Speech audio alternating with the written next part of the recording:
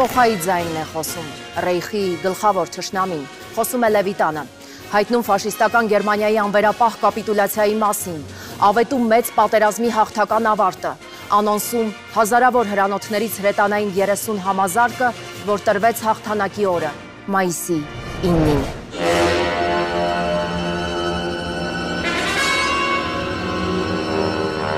Իսկ մինչև այդ պայքարի տառապանքի ու հերոսության 1418 օր։ Միայն Խորհրդային Միությունը կորցրեց 27 միլիոն մարդ։ Զոհերի ընդհանուր թիվը հասավ 70 միլիոնի։ Հայրենական մեծ պատերազմը մարդկության ամենակործանարար, արյունահեղ ու ամենամռայլ պատմությունն է։ Այն սկսվեց 1941 թվականի հունիսի 22-ի վաղ առավոտյան։ Ֆաշիստական Գերմանիան առանց պատերազմ հայտարարելու հարձակվեց Խորհրդային Միության վրա։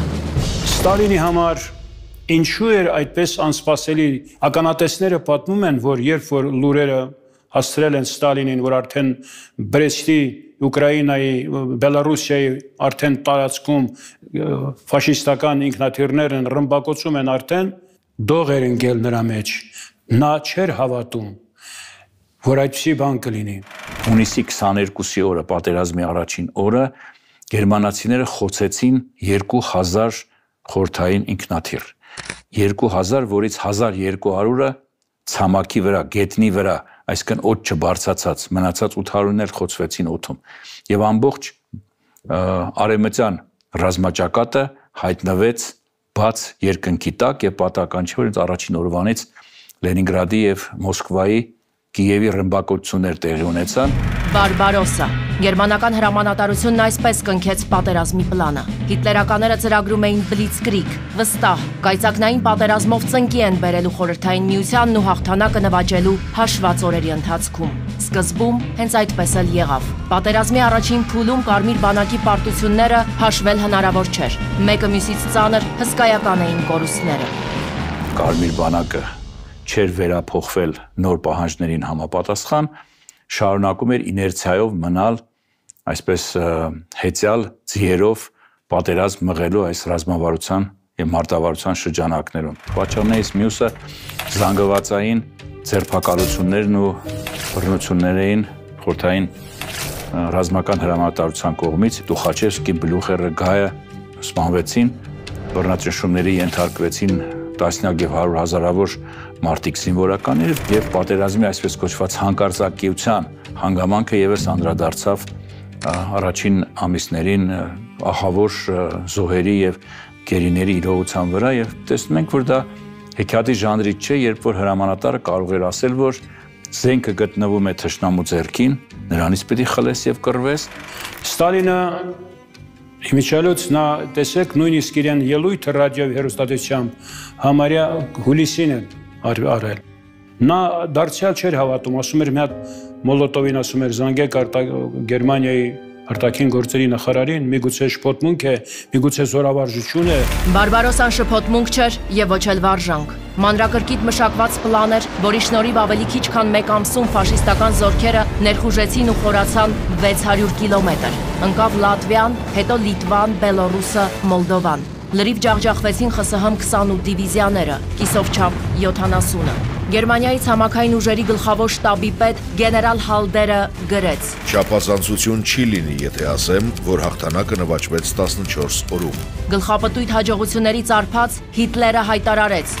Թշնամին պատերազմն արդեն տանուլ է տվել։ Կանցնի 4 տարի, թշնամին կմտնի Բերլին, Ռեյխստագի կիսաքանդ տանիքին կհաստատի կարմիր դրոշը, ֆյուրեր բունկերում ինքնասպան կլինի Հիտլերը, կալիումի ցիանիդ ընդունելով իր ֆյուրերին կմիանա կինը Եվա Բրաունը։ Հիտլերի սխալներից մեկն էլ նա էր, որ նա չէր նախատեսել շատ վայրենի ձևով վերաբերվելով ժողովրդի հետ, գրաված տարածքների, կանանց, աղջիկներին, երեխաներին, նա տարբեր ձևի մահապատժի ենթարկելով կատաղեցրեց, կարելի ասել այս բառի համար, կներեք մեր ժողովրդին, ստեղծվեցին պարտիզանական այդ ջոկատները, իսկ այդ պարտիզանական ջոկատները իրեն հեռնանիծեցին։ Ինչու էին գնացել, կռվում էին Ուկրաինայում կամ Ղրիմում, ինչու պետք է 390-րդ հայկական դիվիզիան գլխովին Սիմոն Զաքյանի հետ միասին ջախջախվեր այնտեղ, ինչու Կերչում, երբ որ հերոսների անուններն ես կարդում, յուրաքանչյուր երրորդի անունը հայի անուն է, ինչու պետք է գնայինք այնտեղ կոտորվեինք։ Մեկ հայրենիք էր, մեկ ընդհանուր նպատակ կար եւ մեր խորհրդային Հայաստանն էինք պահպանում կռվելով Մերձբալտիկայում, Ուկրաինայում, Բելոռուսիայում թե Հյուսիսային Կովկասում։ Դրա համար էլ վերանայել պատմությունը եւ ցեղ շպրտել մեր այդ սերնդի կատարածի վրա, մոռացության տալ 314,000 զոհվածներին եւ անհետ կորածներին նշանակում է մեղք գործել։ Բեկումնային եղավ Մոսկվայի հաղթանակը, ջախջախիչ պարտություններից, ամիսներ տևած պաշտպանական մարտերից հետո խորհրդային զորքերը կասեցնում են թշնամու առաջխաղացումը դեպի մայրաքաղաք ու անցնում հակահարձակման։ Մոսկվան չընկավ եւ հենց այդ հաղթանակը փոխեց պատերազմի ընթացքը, դնելով անդառնալիության կետն ու դառնալով մեծ հայրենականի Ռուբիկոնը։ Բիժեցվեց Բարբարոսան, հոդս ցնդեց գերմանական բանակի անպարտելիության միֆը։ Պարասպելի այսպես վերացման, ոչնչացման սկիզբը Մոսկվան էր, իսկ վերջնականը Ստալինգրադն ու Կուրսկն էին։ Մեզ հայերիս համար դա շատ կարևոր հաղթանակ էր, որովհետև գերմանացիները, ինչպես առաջին աշխարհամարտի տարիներին, դաշինքի մեջ էին թուրքերի հետ եւ կար պայմանավորվածություն, որ Մոսկվան գրավելուց հետո թուրքերը պետք է մտնեն պատերազմի մեջ եւ հարձակում գործեն եւ ծովով Սև ծովի հատվածում եւ հատկապես Անդրկովկաս, որը բնականաբար մեզ համար կնշանակեր երկրորդ եւ վերջնական ցեղասպանություն։ Աշխարհը ֆաշիզմից փրկած 600,000 հայերից մեծ հաղթանակի 80-ամյա շքերթին այսօր մասնակցում է 2 հայ զինվոր։ Կարմիր հրապարակում այսօր իրենցն է պատվո համազարկը, լեգենդար Ուրան ու բոլոր կարմիր մեխակները։ Իսկ իրենք հիշողությունների ֆրոնտում են։ Հաղթանակի օրը ես բարկած էի հիվանդանոցը, ապրիլի 26-ին գիշերը, 26-ի գիշերը 45 թվի, ես տանդել վիավորովա։ Ես գոսպիտալում բարկած էի, վերջը, չմերա էլի բան, չմերա։ Ամպետ շան հերես ունեի, 4 ասկուրկա բաղակ է, ես երկուսն է մեջքիսա։ Մեկ էլ հրամանեկա, մենք պարկած էինք առավոտ շուտեր։ Սմիրնա տվեցին, ռուսական ծևի, վայնակ կոնչել ես տղերքը ուրախությունից եկան փաթանման իրար, բանիոնները։ Ես պարկած էի, կալիս էին, ինձ պաչում էին, հավաքում էին վերես։ Վալոդյա Պապիկը առասպելական 89-րդ դիվիզիայի վերջին մոհիկանն է։ Անցել է փառավոր մարտական ուղի Կովկասի լեռներից մինչև Բերլին։ Լեգենդար հրամանատար հաղթանակի գեներալ Նվեր Սաֆարյանի ղեկավարած Թամանյան դիվիզիան միակն էր ազգային դիվիզիաներից, որ Ռեյխստագի վրա բարձրացրեց հաղթանակի դրոշը։ Ազգային դիվիզիաներից միայն եզակի 89-րդը մտավ Բերլին, ինչու Ստալինը թույլատրեց։ Ու քանի որ Նվեր Սաֆարյանն անցել էր շատ ծանր մարտական ուղիով, Կերճ եւ այլ դժվար դարատարածքներ, ահագին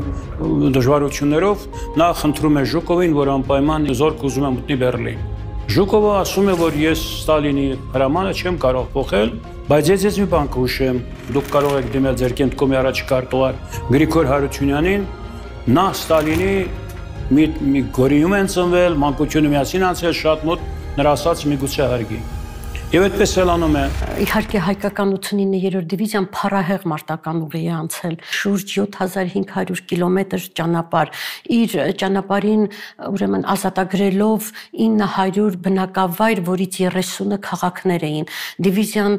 ոչնչացրել է 11000 գերմանացիների տանկեր, զրահատեխնիկա։ Իհարկե Բերլինում հաղթանակի օրը մեր հայ մարտիկները parել են հաղթական քոչարին։ Այստեղ ցուցասրահում մենք ունենք ուրեմն ակարդիոն եւ դհոլ։ Ակարդիոնը դիվիզիայի մարտիկներից մեկի Նվեր Շախսուվարյանի ակարդիոնն է, ով այս ակարդիոնը հենց վերցրել էր մի լքված գերմանացու ընտանիքից եւ մինչեւ Բերլին հասնել ակարդիոնը իր հետ է եղել։ Եվ հենց այս ակարդիոնի հնչյունների ներքո է նվագվել հայոց քոչարի պարեղանակը, որտեղ մեր տղաները parել են հայոց քոչարին։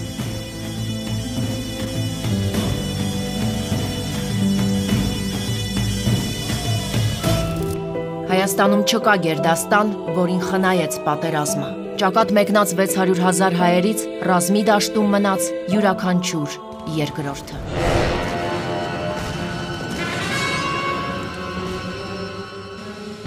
1939 թվական օգոստոսի 22 Օբերզալցբուրգ ֆյուրերը հանդիպում է Երրորդ Ռեյխի բարձրագույն հրամանատարությանը։ Լեհաստան ներխուժելուց առաջ Հիտլերն իր գեներալներին հորդորում է անխնա կոտորել լեհերին, հրեաներին, սլավոնական բոլոր ժողովուրդներին թքած ունենալով աշխարհի կարծիքի վրա։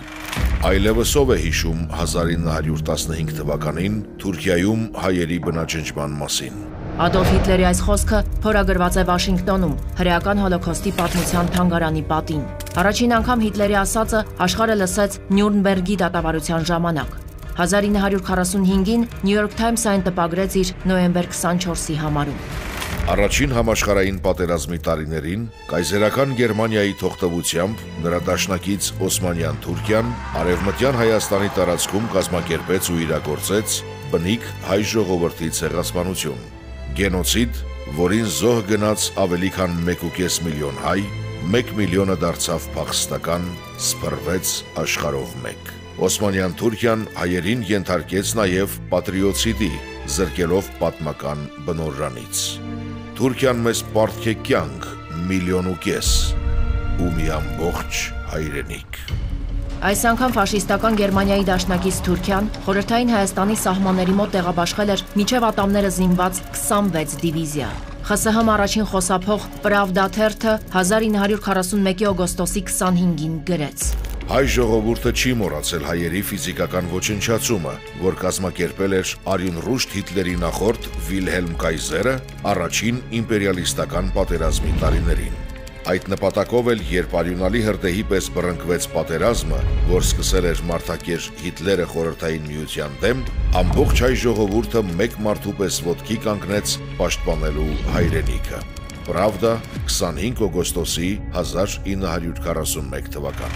Մոսկվայի հաղթանակից հետո Կարմիր բանակում նորից սև էին օրերը։ Թշնամին հասավ Ուկրաինա։ Հարձակումը զարգանալու էր երկու Ստալինգրադ, Աստրախան եւ Կովկաս ուղություններով։ Գերմանիան գրավելու էր Բաքուն ու կապ հաստատելու թուրքական բանակի հետ, որի 26 դիվիզիաները մեր սահմանին էին։ Ստալինգրադի բախտորոշ ճակատում հերոսաբար կռվեց լեգենդար 76-րդ դիվիզիան, այն մեկը, որ դեռ 20-ականներին կոփել էր Երկաթյա գայը եւ որի կազմում սկիզբ էր առել Բաղրամյանի եւ Բաբաջանյանի հրամանատարական հանճարը։ Դիվիզիայի առաջին հրամանատարն էր Անդրանիկ Մեդիկ Շահնազարյանը։ Ահա 1941 թվականին դիվիզիան վերակազմավորվեց եւ մեկնեց պատերազմ։ Դիվիզիան իր մարտական ուղին սկսել է Կովկասյան լեռներից եւ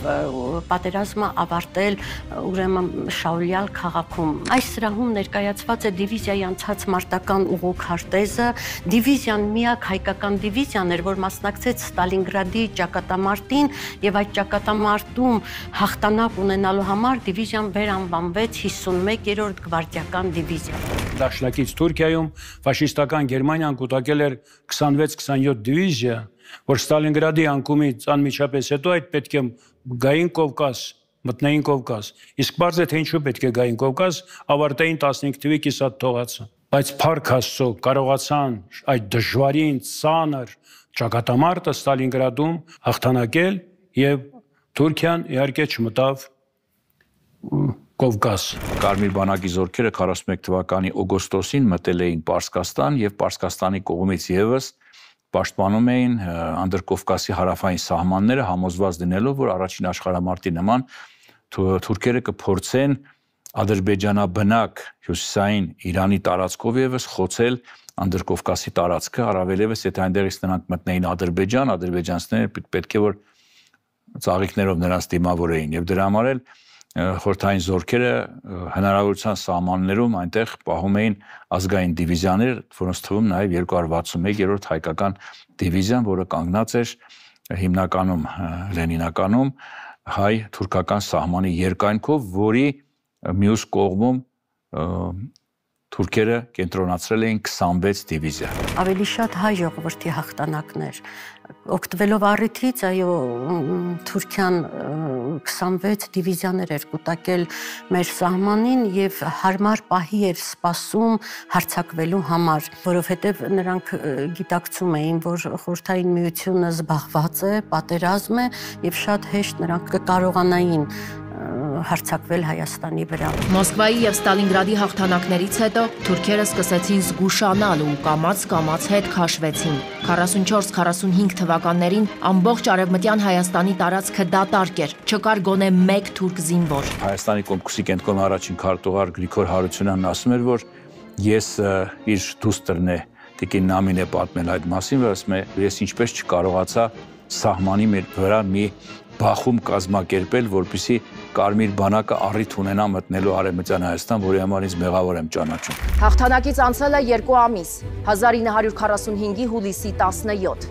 Գերմանիայի Պոտսդամ քաղաքի Սեսիլիենհոֆ պալատում սկսվում է մեծ եռյակի կոնֆերանսը։ Սա հակահիտլերյան կոալիցիայի 3 խոշորագույն ուժերի վերջին հանդիպումն է։ Ստալինի կարգադրությամբ Մոլոտովը հիշեցնում է դաշնակիցներին, որ առաջին աշխարհամարտից հետո, օգտվելով Ռուսաստանի ծանր վիճակից, թուրքերը զավթել են Կարսն ու Արդահանը, որոնց նկատմամբ հայ ժողովուրդը իր պատմական իրավունքը չի մոռացել։ Սակայն այդ հարձակման օրը, երբ որ նշանակված էր, որ պետք է մտնեն Թուրքիա, պատերազմից հետո Ստալինին գալիս են մոտենում եւ ասում են, որ մանուկը ծնվեց։ Մանուկը դա ատոմային զենքի մասին է խոսքը։ Արդեն Ամերիկան ուներ ատոմային զենք եւ այդ պահին ինքը արդեն նույնիսկ վարորդները տանկերի, տեխնիկայի նստած սպասում էին մեկ տագնապ տված արդեն մտնել։ Նույնիսկ պաշտոններ էր նշանակված, ով պետք է լինի Թուրքիայում, ես ինչ տեղի ղեկավարները։ Բայց Ստալին ասեց հոգնած, տանջված այս պատերազմից հետո այս ժողովուրդը մեկ էլ ատոմային ռումբն էլ ստեղծվեց, մենք ավելորդ զոհեր չտալու համար։ Շատերն ասում են Ստալինը կարող էր, Ստալինն է մեղավոր, բայց ամենաշատ ատելությամբ է լցված եղել Ստալինը թուրքերի նկատմամբ։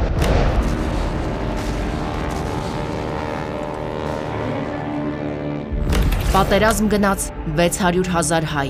Մեր պապիկները թշնամու դեմ ելան ամենաառաջին օրը։ Կռվեցին մեծ հայրենականի բոլոր ճակատներում, հենց սկզբից աչքի ընկան օդային մարտերում։ Այրվող ինքնաթիռը թշնամու տանկային Շարասյան վրա ուղղած Հայրապետովի սխրանքը հետագայում ոգեշնչման աղբյուր էր սովետական ռեժիսորների ու համաշխարհային կինեմատոգրաֆի մի քանի սերունդների համար։ Գերմանացիների ահուսարսափն էր Բալթիկայի բազեն, առասպելական հերոս Նելսոն Ստեփանյանը։ Իհարկե լեգենդար անձնավորություն էր, ես պատիվ եմ ունեցել նրա 100-ամյակի կապակցությամբ լինելու 2013 թվականին Ուլյանովսկ քաղաքում, որտեղի ռազմական ավիացիոն ուսումնարանում նա սովորել էր։ Պետք էր տեսնել, թե ինչ պաշտամունք կար Նելսոն Ստեփանյանի նկատմամբ։ Նելսոն Ստեփանյանը խորհրդային միության հերոսի կոչում ստացավ պատերազմի 2-րդ տարում։ Հետմահու նրան շնորհվեց միության կրկնակի հերոսի կոչում։ Նախորդակել է թշնամու 53 նավ, ոչնչացրել 80 տանկ, 600 ավտոմեքենա, 27 ինքնաթիռ, 105 հրանոթ, 130 գնդացրային կետ, 5000 զինվոր։ Երբ որ Նելսոն Ստեփանյանի ինքնաթիռը օդ էր բարձրանում, դա ֆաշիստների համար ահուսարսափ էր։ Իզուր չէ, որ Նելսոն Ստեփանյանին մարտի դաշտում ուրեմն մրկահավ մականունն էին տալիս։ Բալթիկայի մրկահավը ճակատ մեկնեց պատերազմի 2-րդ օրը։ Գրոհային օդաչուն երկնքում անկրկնելի էր։ Նրա խիզախության մասին թշնամին ինքնուրույն էր լեգենդներ հյուսում ու սարսափով կապ տալիս։ Ստեփանյանն է օդում։ Հորիզոներ այրող Նելսոնը Պրավդային խոստովանում է։ Հերո այս հյուսիսում ես կռվում եմ իմ արևաշող Հայաստանի համար։ Առանց այս հաղթանակի իմ հայրենիքը խաղաղ ու անվտանգ չի լինի։ 43 թվականին հերոսի կոչման արժանանալուց հետո հրամանատարությունը որոշում է նրան ուղարկել Հայաստան, խորհրդային Հայաստան։ Եվ շատ կարճ ժամանակով արձակուրդի փոխարեն նա եկավ Հայաստան, շրջեց Հայաստանի զանազան շրջաններում, կան դրանց դոկումենտալ կադրերը,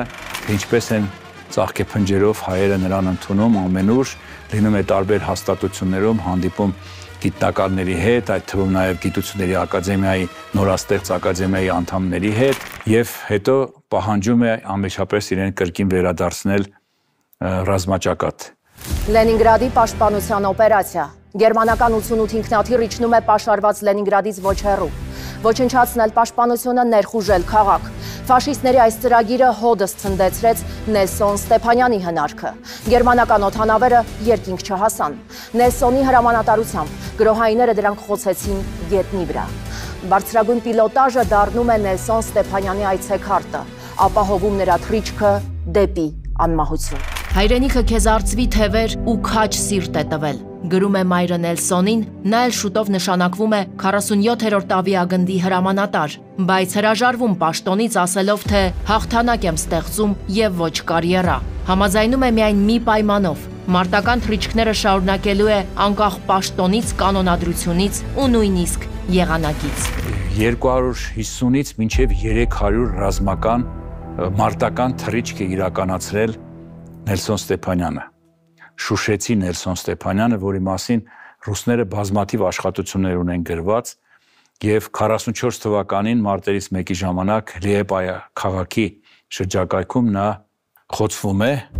եւ որոշ տվյալների համաձայն, ինչպես շատ օդաչուներ, ինչպես Կաստելլոն, նա վերջում իր օդանավը ուղղում է թշնամու Շարասյան վրա եւ դրանով եւս կարողանում է հասցնել վնասներ։ Հսկայական ուժեր էին գերմանացիները կենտրոնացրել Մերձ Բալթիկայում։ Կորցնել այն նշանակում էր հանձնել Բերլինը։ Եվ հենց Նելսոն Ստեփանյանն է իր արծիվներով կտրում թշնամու ծովային թևերը։ Երկինքը անխնամառախլապատ էր, կրակը դժոխային։ 44-ի դեկտեմբերի 14-ին Նելսոնը սկսում է իր հերթական թռիչքը, վերջինը։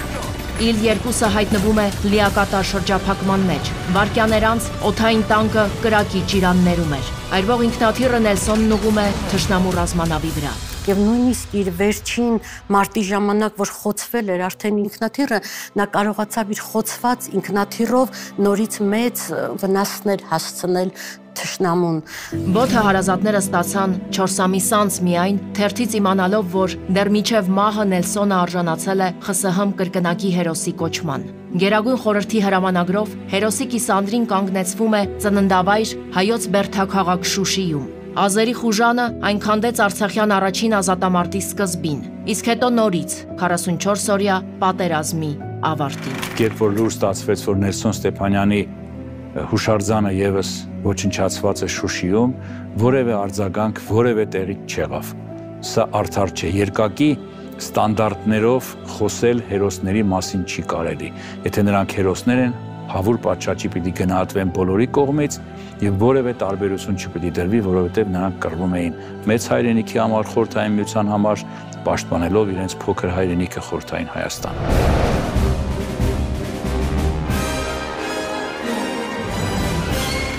1945 թվական Յալթա։ Սկսվում է մեծ եռյակի հանդիպումը։ Հաղթողները հավաքվել են մի սեղանի շուրջ բաժանելու պատերազմից հետո մնացած աշխարհը։ Գերմանիայի կապիտուլյացիան արդեն օրերի հարց է։ Սա Ստալին, Ռուզվելտ, Չերչիլ երկրորդ հանդիպումն է։ Առաջինը Թեհրան 43-ն էր։ Երկու դեպքում էլ ժողովուրդների հոր թիկունքում նույն մարդն է։ Երկու դեպքում էլ Ստալինի տեղափոխությունը նրա թևերին է։ Ավիացիայի մարշալ Սերգեյ Խուդյակով կամ Արմենակ Խամփերանց, խորհրդային ավիացիայի ամենախորհրդավոր մարշալը, Ստալինի ֆավորիտը, Բերիայի զոհը։ Միակ հայը, որ մարշալ դարձավ պատերազմի տարիներին, ձերբակալվեց հաղթանակից հետո, խոշտանգվեց ավելի երկար, քան տևեց մեծ հայրենականը։ Դեսանտի հայրը գնդակահարվեց 1950 թվականի ապրիլի 18-ին։ Արցախից էր Արմենակը, հայ մարշալների ու հերոսների հայրենիքից։ Հադրութի մեծ Թաղեր գյուղը թողնում է 15 տարեկանում։ Հայտնվում հեղափոխական Բաքվում ու դառնում Կարմիր բանակի զինվոր։ Վարկած կա, որ հենց Բաքվի կոմունայի անկումից, 26 կոմիսարների գնդակահարությունից ու հայերի հերթական եղեռնից հետո է Արմենակ Խամփերանցը դառնում Սերգեյ Խուդյակով։ Այդ ժամանակ օսմանյան եւ ադրբեջանական զինված խմբերը իրականացնում են Բաքվի հայ բնակչության զանգվածային կոտորած։ Տարբեր տվյալներով 1918-ի սեպտեմբերին սպանվել է 20-ից 30 հազար հայ։ Բոլշևիկյան Ռուսաստանի արտաքին գործերի ժողկոմիսարը բողոքի նոտա է ուղարկում Թուրքիայի արտգործնախարարություն։ Թուրքական կանոնավոր ուժերը ավազակային խմբերի հետ զբաղեցրել են խորհրդային պետության տարածքը, քաղաքներն ու գյուղերը ենթարկելով ավերման, սպանելով ու բռնության ենթարկելով քրիստոնյա բնակչությանը, ներառյալ կանանց ու երեխաներին։ Այժմ, երբ Բաքուն գրավված է եւ թուրքական զորքերը գտնվում են քաղաքում, երբ անպաշտպան բնակչությունը ենթարկվում է ավերման ու թալանի թուրքական զորքերի կողմից, Թուրքիայի ներկայացուցիչների պնդումները, թե Բաքվի պաշարմանը իբր մասնակցել են միայն տեղացի ավազակները, հանդիսանում է Թուրքիայի բռնի քաղաքականության կոծկում։ Ադրբեջանա-թուրքական զորքերն այդ ժամանակ հայերի ջարդեր են կազմակերպում նաև այլ տարածքներում։ Խորհրդային իշխանության հատուկ ներկայացուցիչ Մամեդ Օղլին զեկուցում է ներքին գործերի ժողկոմիսարին։ 31 հայկական գյուղերից պահպանվել են միայն 3-ը։ Հայ բնակչությունը ոչնչացված է։ Մեծ մասը սպանվել է։ Գյուղերը հրի են մատնվել։ Կան հայ պատանդ տղամարդիկ, կանայք, աղջիկներ։ Մեծ մասը իսլամացվել է։ Կոտորածների կազմակերպիչները եղել են տեղի բեկերը, գյուղացի կուլակներն ու վարչական իշխանությունը։ Նրանց է բաժին հասել հայերի ունեցվածքը։ Բեկերը, վախենալով վայրագությունների համար մեղադրանքներից, հայերի ունեցվածքը փոխանակել են հարևան գավառներում, կոծկելով հետքերը։ Բոլորը դարձան խոշոր միլիոնատերեր։ Այս մսաղացում Արմենակ Խամփերանցն ինչպես է փրկվում հայտնի չէ։ Միայն թե մյուս վարկածի համաձայն, երբ թուրքերը կարմիր բանակայինների մեջ առանձնացնում ու գնդակահարում են հայերին, Խամփերանցն ասում է, որ ազգությամբ ռուս է ու ներկայացնում զոհված ընկերոջ փաստաթուղթը։ Վարկածները շատ են, մեկը մյուսից մռայլ ու դետեկտիվ ժանրից։ Կա նաև Բերիայի քեյսը։ Այս վարկածով Բաքվի կոմունայի ժամանակներում Արմենակը Բերիային տեսնում է անգլիացիների, մասնավորապես Հյուպատոսի հետ ու զեկուցում ուր որ պետք է։ Համապատասխան նկարն ու բացատրական նամակը Բաքվի արխիվներում մնացին երկար ու մի օր հայտնվեցին Բերիայի սեղանին։ Պատերազմի տարիներին է ամենազոր կոմիսարը Բաքվից փաթեթ ստանում, մեջը մի հին թերթ ու գրություն։ Արմենակ Խամփերանցն է հայտնում, որ Բերե անունով մի մարդ, որին կարելի է տեսնել լուսանկարում, բազմիցս զրուցել է Բաքվում Բրիտանիայի Հյուպատոսի հետ։ Ցավը նրա մեջ է, որ նա որ փոխում է իրեն ազգանունը, դա Բերյան օգտագործում է, որ սա հանցագործ է, որը տեսեք իրեն ազգանունը փոխել է, որպես իրեն չճանաչեն, եւ շուռ է տալիս այդ խոսքերը, որ Բաքվում մուսաֆատների հետ նա էր կապի մեջ։ Բայց սա հետո Իսկ առայժմ Սերգեյ Խուդյակովը մասնակցում է Ռուսաստանի քաղաքացիական պատերազմին, դառնում է հեծելազորային ջոկատի հրամանատար ու սովորում Թիֆլիսում։ Հետո նշանակվում է շտաբի պետ ու վերջապես հայտնվում Ժուկովսկու ռազմաօդային ակադեմիայում։ Մեծ հայրենականի նախօրեին Խուդյակովը արևմտյան հատուկ օկրուգի ռազմաօդային ուժերի շտաբի պետն է ու սրընթաց թռիչք գլխապտույտ կարիերա։ 3 տարում գնդապետից դառնում է ավիացիայի մարշալ։ Մոսկվայի պաշտպանության ժամանակ Խուդյակովի ռազմավարական նորամուծությունները դառնում են know-how, կիրառվում նաև այսօր։ Մեծ Թաղեր գյուղից, Արցախի հարավից, Դիզակից էր պատմական եւ այն եզակի հայ մարշալներից էր ապագա, որ պատերազմի ժամանակ ստացավ հերոսի կոչում 44 թվականին։ Այնպիսի մի հերոս, որպեսին կրկնակին հերոս Շուշեցի Նելսոն Ստեփանյանն էր օդաչու։ Միակ մեր մարշալներից է, որ 1944 թվականին արդեն մարշալ էր։ Ճապոնիայի դեմ կռվից հետո վերադառնում են, արդեն այդ ամեն ինչը որոշված, փոխանակ ծաղիկներով դիմավորեն, իրեն տեղափոխում են արդեն բանդ։ Ստալինի մահից անմիջապես հետո նրան գնդակահարում են ու նորից վարկածներ։ Որն էր պատճառը, ինչ էր եղել կամ ինչ չէր եղել իրականում։ Մինչև հիմա անհայտ են մնում Արմենակ Խամփերանցի թե կյանքի եւ թե մահվան գաղտնիքը։ Ինչու արցախցի Արմենակը կոչվեց ռուս Սերգեյ։ Ինչու Ստալինի մտերիմն ու ամենավստահելի Խուդյակովը հանկարծ ձերբակալվեց։ Ով կոտրեց փառահեղ մարշալի թևերը ու իրականում երբ ընդհատվեց օդային մեծ բանակի հիմնադիր ու առաջնորդ Խամփերանց Խուդյակովի հաղթական թռիչքը։ Արդեն Մանջուրիայում մարտերը ընթանում էին միլիտարիստական Ճապոնիայի դեմ, ինքը նշանակվեց օդային բանակի հրամանատար, խորհրդային օդային բանակի հրամանատար, այդ ամբողջ ռազմաճակատի օդային ճակատը ինքն էր ապահովում, մարդ, որի ծառայությունների փոխարեն ձերբակալվեց նա 50-51 թվականներին եւ գնդակահարվեց կեղծ, այսպես ասած, պատճառաբանությամբ։ Չարլեզուներն ասում են, թե պատճառներից մեկն էլ Ստալինի խանդն էր։ Յալթայի կոնֆերանսի ժամանակ Խուդյակովը փայլում է իր գիտելիքով ու լեզվի իմացությամբ։ Անգլիացիները զարմանում են, ամերիկացիները հիանում, Ռուզվելտն էլ վերցնում ու մի ինքնաթիռ է նվիրում։ Անձի պաշտամունքը Յոսիֆ Վիսարյոնիչի համար սովորական բան էր։ Անսովոր էր ուշադրությունը ուրիշի անձին։ Եվ հետո ժողովուրդների հոր միտքը կասկածող էր, հիշողությունը փայլուն, բայց ոչ երախտապարտ։ Արմենակ Խամփերյանցի շնորհիվ էր, որ կազմավորվեց օդային ավիացիա եւ նա դարձավ ավիացիայի պետը, ուրեմն հրամանատարը, պետը, մինչև այսօր ոչ մի հետախույզ չի կարողացել պարզել, թե ինչպես է Ստալինի ինքնաթիռը հասել Թեհրան։ Արմենակ Խամփերյանցը լինելով այդքան հավատարիմ, զինվորական, հայրենիքի համար այդքան ուրեմն գործ արած մարդ, նա գնդակահարվեց։ Իսկապես մեծ ծառայություններ ունեցող անձնավորություն էր Խամփերյանցը, որը որ արժանացավ այդպիսի տխուր ճակատագրի։ 1960 թվականին Խրուշչովը եկավ Հայաստան, ժողովրդի հետ հանդիպում էր եւ այնտեղ առաջին անգամ տվեց Խուդյակով Խամփերյանցի անունը։ Այդ օրվանից իհարկե նրա անունը արդեն արդարացվեց, կոչումները բոլորը վերականգնվեց, մինչև այդ նրա անունը արգելված էր տալ։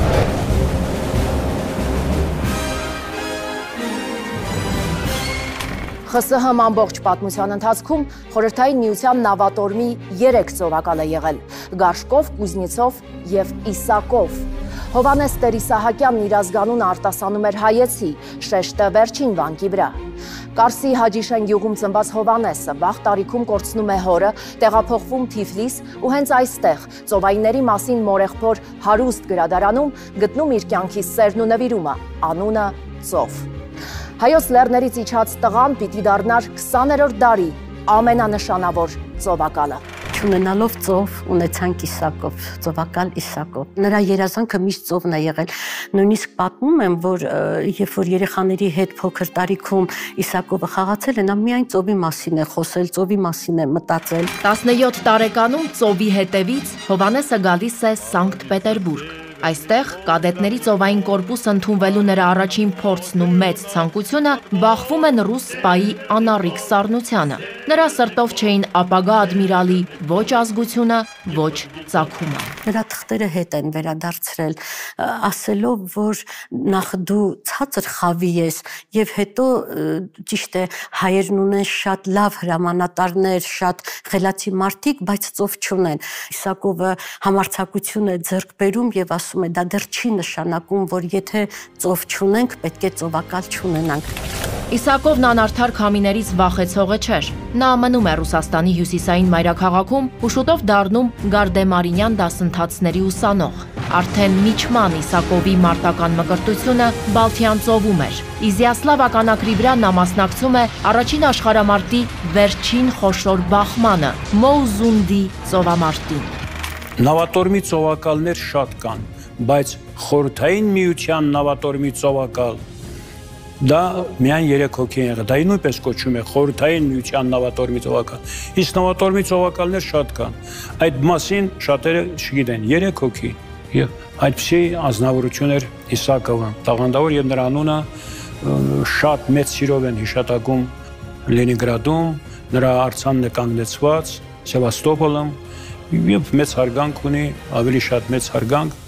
քան թե ցավոք սրտի մեզ մոտ։ Բոլշևիկյան Ռուսաստանին անցած Բալթյան նավատորմը ղեկավարում են հեղափոխական հրամանատարները, նրանց մեջ ռազմածովային սպա Իվան Իսակովը։ Այս անգամ ոչ ազնվական ծագումը չխանգարեց։ Նա կարմիր նավատորմի շարքն անցավ հենց առաջին օրվանից։ Շատ չանցած Իսակովը դառնում է Իզյասլավ ականակրի հրամանատար, տեղափոխվում Սևծովյան նավատորմ, զբաղեցնում ղեկավար պաշտոններ։ Խորհրդաֆիննական պատերազմի ժամանակ համակարգում է Բալթյան նավատորմի եւ Կարմիր բանակի գործողությունները։ Ռազմածովային գործի մեծ գիտակ էր Իսակովը։ Հետո նա պետք է դառնար ռազմական գիտությունների դոկտոր, հեղինակեր ավելի քան 150 գիտական աշխատություն, խմբագրեր սովետական մեծ հանրագիտարանը։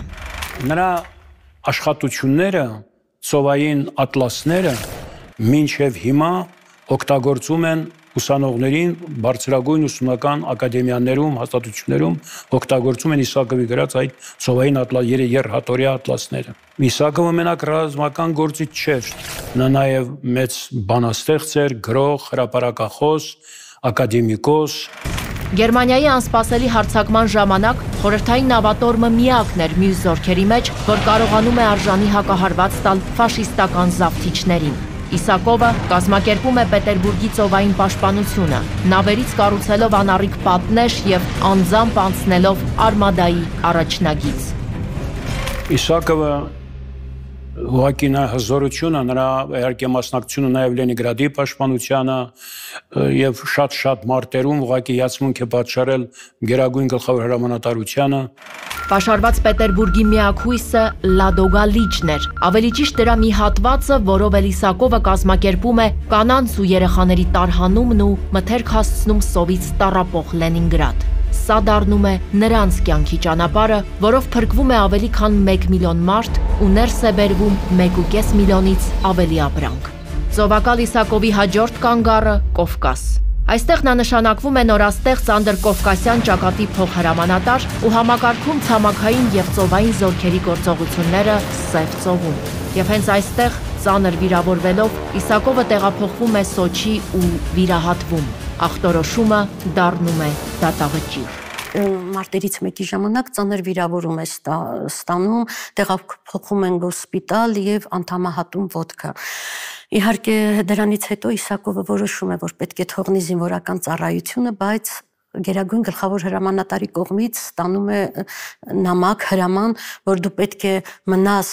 զինված ուժերում եւ ծառայես նավատորմում։ Անձնավորություն, որը Տուապսեի համար մարտերում Սևծովյան ամբողջ նավատորմի հրամանատարության մեջ կարևոր դերակատարություն ունեցող անձնավորություն էր, վիրավորվեց, զրկվեց երկու ոտքերից, պրոթեզավորվեց, որից հետո նորից վերադարձավ եւ շարունակեց ծառայությունը եւ արժանացավ Խորհրդային Միության ծովակալի բարձր աստիճան։ Եվ երբ որ Իսակովը ոտքից վիրավորվում է եւ շատ ցաներ վիճակում, իհարկե բուժվում է եւ նրան նշանակում են բարձր պաշտոնի ռազմածովային նավատորմի գծով, նա դիմում է գրում Ստալինին, որ ես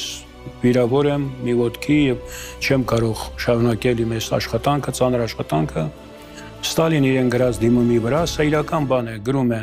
«У нас есть люди, которые работают без головы, а вы без ноги еще можете работать». Ստալինը նրան պատասխանում է. «Մեզ պետք են քո նման գլուխ ունեցող սպաներ, թող ոտք չունենաս, բայց դու գլուխ ունես»։ Եվ Իսակովը մինչև իր կյանքի վերջ ծառայել է ուրեմն զինված ուժերում։ 2013 թվականին Տուապսե քաղաքի Գոյտեղ գյուղի նավատորմի ռազմակայանում Հովհաննես Իսակովի պատվին կանգնեցվեց հուշարձան, ճիշտ այն վայրում, որտեղ խոցվել էր մեծ զորավարը, խորհրդային նավատորմի հայ տիրակալը։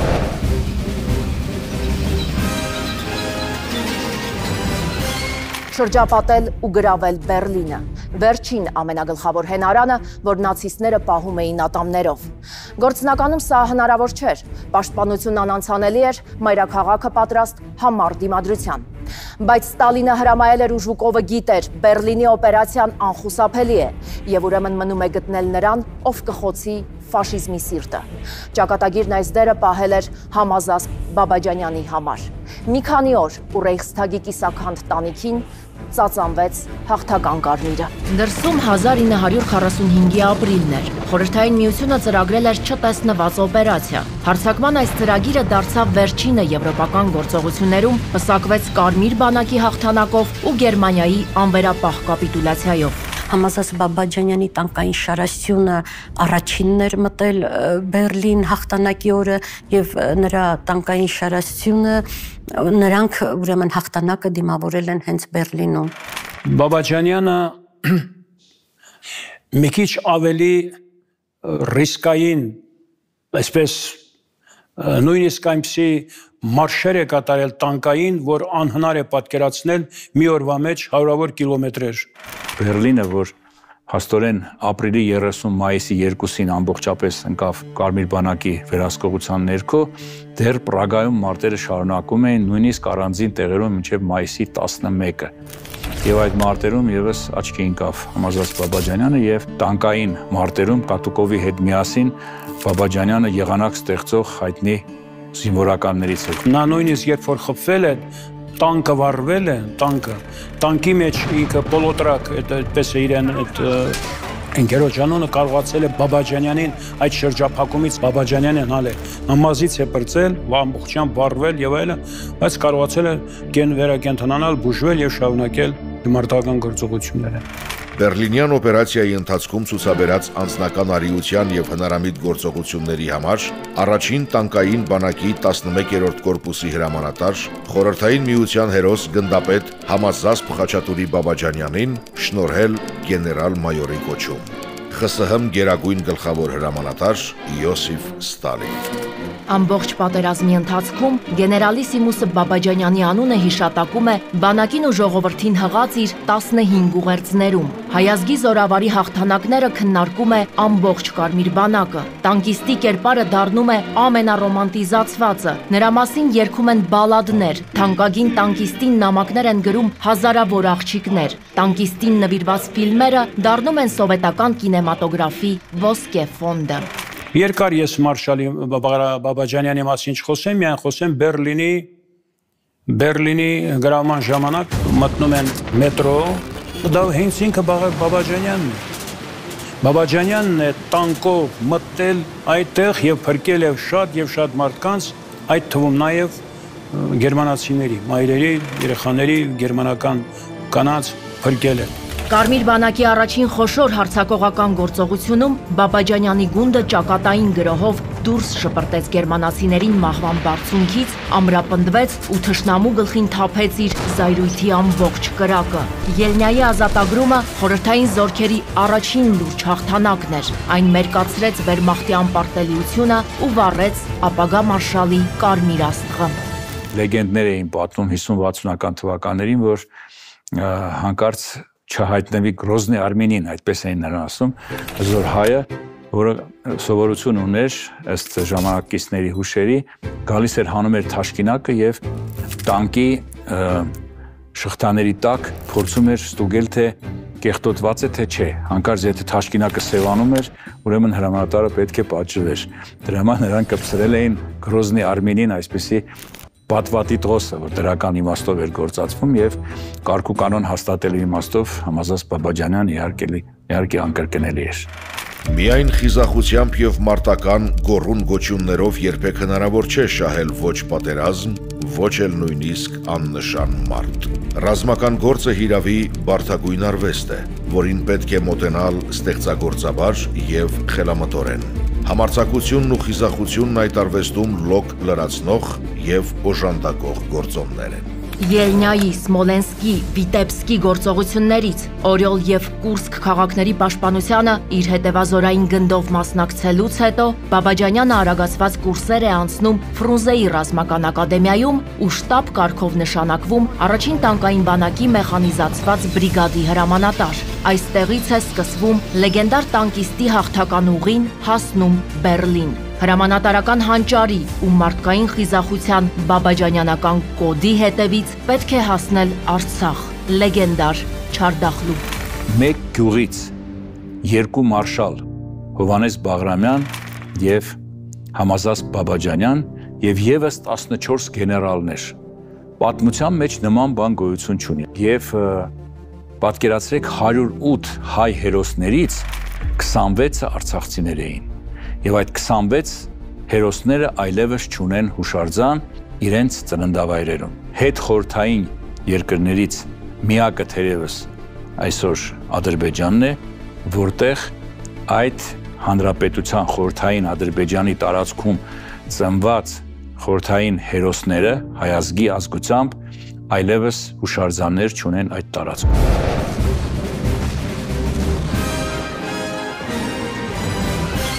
1962 թվական Կարիբյան ճգնաժամ։ Սառը պատերազմը խոստանում է օդի արտակարգ ջերմացում մինչև +3500 աստիճան։ Միացյալ Նահանգների Յուպիտերները հասել են Թուրքիա եւ սա նշանակում է, որ միջուկային մարտագլխիկներով հրթիռների ուղիղ նշանառության տակ են Մոսկվան, Կիևը, Պետերբուրգը։ Խրուշչովը շտաբ խորհրդակցություն է հրավիրում։ ԽՍՀՄ զինված ուժերի գլխավոր շտաբը մշակում է դարի ամենագաղտնի օպերացիան՝ հասցնել ու ազատության կղզում տեղակայել 50,000 զինվորական 40 բալիստիկ հրթիռ։ Դեպի Կուբա ճանապարհ է ընկնում 85 նավ։ Արմադան գլխավորում է Խորհրդային Միության կրկնակի հերոս, գլխավոր մարշալ Հովհաննես Բաղրամյանը։ Ստացվեց այնպես, որ Միացյալ Նահանգները ու նախագահ Քենեդին մեկ էլ հանկարծ իմացան, որ սովետների միջուկային զինանոցը այստեղ է, իրենց քթի տակ։ Ինչպես է հայ մարշալին հաջողվել աննկատ Կուբա հասցնել նման քանակությամբ միջուկային զենք ու մարդկային ռեսուրս, մնաց գաղտնի։ Աշխարհը ֆաշիզմից ազատագրած Հովհաննես Բաղրամյանը նորից է փրկում աշխարհը, այս անգամ միջուկային պատերազմից։ Հայրենական պատերազմը ապագա մարշալը դիմավորեց Կիևի հատուկ ռազմական օկրուգի օպերատիվ բաժնի պետի պաշտոնում։ Հովհաննես Բաղրամյանն արդեն հասուն զինվորական էր, ռազմական արվեստի լուրջ գիտակ։ Պատերազմի սկզբում Բաղրամյանը գնդապետ էր, սակայն 1942 թվականին մեկ տարվա ընթացքում նա հասավ մինչև գեներալ գնդապետի կոչման։ Սա եզակի երևույթ է պատմության մեջ։ Ազգային փոքրամասնությունների մեջ գտնել մեկ ուրիշին, որը որ ռազմաճակատ է գլխավորել, դժվար է։ Նույնիսկ գեներալներ ազգային փոքրամասնությունների շրջանում շատ քիչ կային, բայց մեզ մոտ 65-ը պատերազմի ժամանակ գեներալ դարձան, իսկ մասնակիցներ, որոնք հետագայում ծառայության արդյունքում դարձան 115 գեներալներ։ Ապագա մեծ զորավար Հովհաննես Բաղրամյանի տաղանդը կոփվել էր առաջին աշխարհամարտի Կովկասյան ճակատում։ Նրա չնահանջող տեսակը ամրացել էր Սարիղամիշի ու Կարսի կռիվներում։ Սարդարապատի հերոսամարտում հեծյալ գնդի հրամանատարը հետապնդում է թուրք զավթիչներին։ 15 թվականին գնացքով բերում են, որ վիրավորներ, սպանվածներ, կանայք, հարցնում է հորես ինչ բան է, ասում է թուրքերն են այսպիսի ոչրագործություն կատարում եւ ահա այս գնացքները Կարսից որ գալիս են, ասում է ինքը գրում է այստեղ ես որոշեցի դառնալ զինվորական, որպեսզի վրեժ լուծեմ իմ հայ ժողովրդի ոխերիմ թշնամի ենիչերիներից, թուրքական ենիչերիներից։ Ես թուրքերի խուճապահար նահանջի ականատեսը դարձա։ Հերոսամարտից տասնամյակներ անց Մոսկվայի կենտրոնական հեռուստատեսության եթերում հիշում է Խորհրդային Միության կրկնակի հերոս ԽՍՀՄ գլխավոր մարշալ Հովհաննես Բաղրամյանը։ Наша победа в этом сражении сыграла решающую роль для сохранения армянской нации, армянского народа. Если бы туркам удалось бы захватить Эчмиадзин, Ереван, то от Армении не осталось бы ни одного клочка земли. Армянские войска сумели отразить наступление турок и отстоять свою столицу и свой духовный центр Эчмиадзин. Это сыграло решающую роль в сохранении нашего армянского народа. Մեծ զորավարն իր հուշերում հատուկ խնամքով է պահել Սարդարապատի յուրաքանչյուր դրվագ, իսկ ամենից առավել Անդրանիկի պարգևը։ Դասակի հրամանատար Կորնետ Վանոն Անդրանիկի հրամանով պետք է տեղ հասցներ իր 30 հեծելազորայիններին, հասցնում է, միայն թե ուշացումով։ Ուշացած երբ որ գնում է, Անդրանիկ ասում է Կորնետ Վանո, իմ հույս այդ 30 հոգին էին, իսկ դու ուշացար, ում հա տապտակում է։ Ասում է այդ տապտակը ինձ զորավար դարձրեց։ Զորահրամանատար Բաղրամյանը իր մեծ հայրենիքը օդում, ջրում ու ցամաքում յուծող ֆաշիստներին հակադրեց ստրատեգիական անակնկալներ ու չտեսնված արիություն։ Մեծ հայրենականի առաջին օրերին Բաղրամյանը նշանակվում է շտաբի պետի տեղակալ հարավ-արևմտյան ռազմաճակատում։ Գեներալ Կիրպոնոսի հետ մասնակցում է Կիևի պաշտպանությանը, իր վրա վերցնելով մահապարտի առաջադրանք։ Կաթսայից փրկված ու գերությունից խուսափած Բաղրամյանը արդեն մարշալ Տիմոշենկոյի հրամանատարությամբ է ազատագրում Ռոստովը, պաշտպանում Մոսկվայի մատույցները, մարտնչում Կուրսկի ճակատում։ Եղել է առաջին Մերձբալթյան ռազմաճակատի հրամանատար, այնուհետև նրան նշանակեցին երրորդ բելարուսական ռազմաճակատի հրամանատար, երկու տեղն էլ փայլեց նա ուղղակի։ Հրամանատար Բաղրամյանը մասնակցում է բելարուսական գործողությանը, հայտնի Բագրատիոն օպերացիան է, որի շնորհիվ Կարմիր բանակը ազատագրեց Բելոռուսը, հասավ Վարշավա։ Հետո գերմանական 38 դիվիզիաների ջախջախումներ Լատվիայում։ Ռազմական այս գործողությունը, որի համար Բաղրամյանը ստացավ հերոսի կոչում, մինչև այսօր ուսուցանվում է զինվորական ակադեմիաներում։ Բայց Բաղրամյանի ռազմավարական ու տակտիկական հանճարի բարձրակետը 45-ի ապրիլին էր։ Ընկավ Քյոնիգսբերգը։ Քաղաքամրոց եւ անհնարին էր նրա գրավումը։ Եվ երբ որ Ստալինը հավաքում է բոլոր ձոր հրամանատարներին, Կոնևն է, Վասիլևսկին է, Ժուկովն է, եւ մշակում են ինչպես գրավել Քյոնիգսբերգը, բոլորն իրենց կարծիքներն են ասում, եւ Բաղրամյանը բոլորովին այդ ծրագիրը ասում։ Եվ Ստալինը ասում է այնուամենայնիվ ճիշտ է Բաղրամյանը։ Եվ Վասիլևսկին հավանություն տալով 3 օրվա մեջ Բաղրամյանի այդ ծրագրով կարող են գրավել Քյոնիգսբերգը։ Վետերանների միավորման նախագահ գնդապետ Եսայանը պատրաստ է ժամերով պատմել մեծ զորավարի կյանքի, հաղթանակի ու սիրո պատմությունը։ Ինչպես հանդիպեց օրիորդ Թամարային, մերժվեց ու հետո ինչպես կնության առավ նրան։ Թամարան կորցրել էր ամուսնուն, երեխայի էր սպասում։ Նորածին որդուն Բաղրամյանը տալիս է հարազատ հոր անունը։ Որ Մովսես իրեն հոր անուն, ինքը իրեն հոր անունը հավերժացնելու համար Բաղրամյանը, տեսեք ինչ հոգի, ողանակ վրեժ խնդրությամբ լցվի, ողանակ ատելությամբ լցվի, այլ ինքը ինչ հոգի է ունեցել, դրել է իրեն հոր անուն, որպեսզի հոր կերպարը մնա։ Այստեղ են Մարշալ Բաղրամյանի ձեռքի ժամացույցը, համազգեստն ու շքանշանները, այստեղ են Սարյանի վրձնած նկարն ու սիրո ձեռագիր խոստումները։ Այսի տաղանդավոր մարդու անունն է կրում այսօր մեր միավորումը եւ սխալ չեմ արել, երբ որ որոշել եմ այս գեղեցիկ թանգարանը պատրաստել միայն եւ միայն երեխաներին սովորեցնելու ով էր այդ մարդը եւ ինչ ծառայություններ մատուցեց մեր ժողովրդին։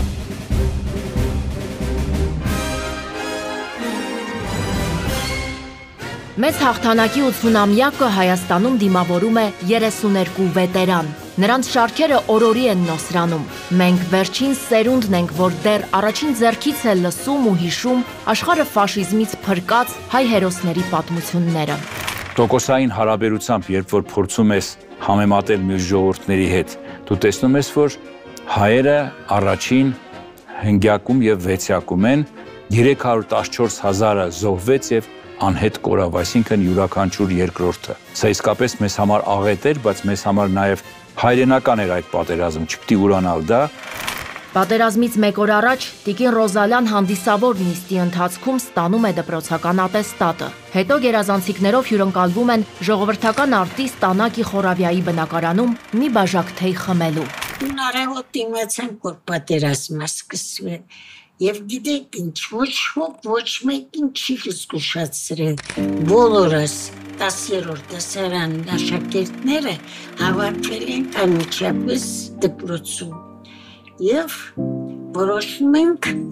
անպայման գնանք ռազմաճակատ փրկենք մեր հայրենիքը։ Տիկին Ռոզալիայի մեծ հայրենականը ռազմական դրամայի պատրաստի սցենար է։ Ինչպես հասավ Ստալինգրադ, ինչպես գերմանացի օդաչուն թռցրեց ընկերուհու գլուխը, ինչպես սիրահարվեց ֆրոնտում, ամուսնացավ պատերազմի ավարտին ու սկսեց նոր պայքարը, ապրել հաղթանակից հետո։ Ֆրոնտի վետերանները